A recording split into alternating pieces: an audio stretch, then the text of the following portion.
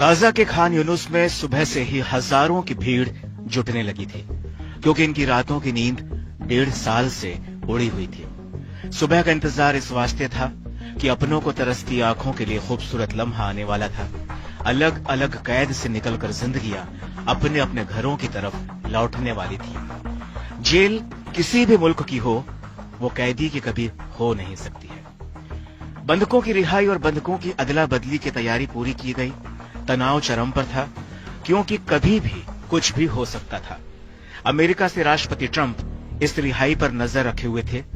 Israel से Benjamin Netanyahu की नजर निशाने पर थी, तो हमास, हिजबुल्लाह, ईरान, हूती अपने अपने तरीके से इस मौके को ताक रहे थे।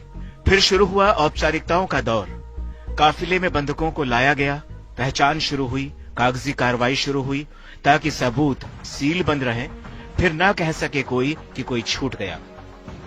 हमास से 3 इजरायली बंधकों को रिहा किया और मौके को इवेंट बना दिया। सीज फायर डील के तहत इन 3 बंधकों को पहले तो रेड क्रॉस के हवाले किया गया, इसके बाद इन्हें इजरायली सेना को सौंप दिया गया।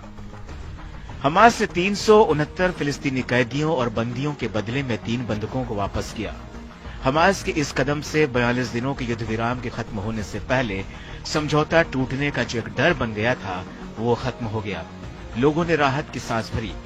हमास की कैद से तकरीबन 17 महीने बाद इजराइल के 3 बंधक ईयर हॉर्न, सगोई डेकेलचेन और साशा ट्रोफानोव को आजादी मिली। हालांकि कुछ दिन पहले बंधकों की रिहाई का मामला अटक सा गया था। हमास ने और ज्यादा बंधकों को रिहा न करने की धमकी दी थी, क्योंकि उसने इजराइल पर आरोप लगाया था कि गाजा में सहायता पहुंचाने को रोककर इजराइल ने युद्ध विराम की शर्तों का उल्लंघन किया है। इसके बाद अमेरिका के राष्ट्रपति डोनाल्ड ट्रंप ने गाजा को नर्क बना देने की धमकी दी थी, जिसके बाद इजराइल ने भी लड़ाई फिर से शुरू करने की धमकी दे डाली और अपनी सेनाओं को हाई अलर्ट पर कर दिया था। बहरहाल इजराइल और हमास के बीच युद्ध विराम को बरकरार रखने के लिए हमास ने पिछले महीने सैकड़ों फिलिस्तीनी कैदियों और बंदियों के बदले में 33 इजरायली बंधकों को सौंपने पर सहमति जताई थी, जिसमें महिलाएं, बच्चे और बुजुर्ग पुरुष शामिल थे। इससे पहले 33 में से 16 इजरायली बंधकों को वापस लौटा दिया गया था। अब 3 लोगों की रिहाई हुई। इसके बावजूद गाजा में अभी भी 73 इजरायली बंधक बचे हुए हैं, जिनमें से ये नहीं मालूम कि कितने जिंदा हैं और कितने नहीं। हमास अब तक इजराइल के 19 और थाईलैंड के 5 बंधकों को रिहा कर चुका है। आईडीएफ का कहना है कि रिहा किए गए तीनों बंधक 498 दिनों के बाद इजराइल वापस लौटे हैं। हालांकि अभी भी बंधकों की रिहाई के बावजूद तनाव चरम पर है। खुद अमेरिकी राष्ट्रपति डोनाल्ड ट्रंप इजरायली बंधकों के साथ हुई ज्यादतियों को लेकर बेहद नाराज हैं। उधर बड़े पैमाने पर विरोध प्रदर्शन भी हो रहे हैं।